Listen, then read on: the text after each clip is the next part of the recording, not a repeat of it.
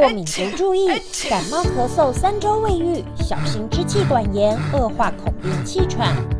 明明不曾有气喘病史，怎么一次感冒后就突然有气喘问题呢？卫福部双和医院胸腔内科主任冯博浩表示，这是因为气喘其实也是过敏的一种，其成因与支气管敏感发炎，使呼吸道上皮细胞大量脱落，黏液分泌量增加，诱发平滑肌剧烈收缩，呼吸道变得狭窄，气流无法顺畅流通有关。尤其是遭受感冒病毒、呼吸道融合病毒感染时，平滑肌更会因此剧烈挛缩，自然也就更容易诱发气喘的发生。所以冯博浩医师建议，有过敏体质的朋友，如果感冒咳嗽症状超过3周，就应寻求专业胸腔内科医师协助，进一步进行肺功能检查，确认是否为气喘。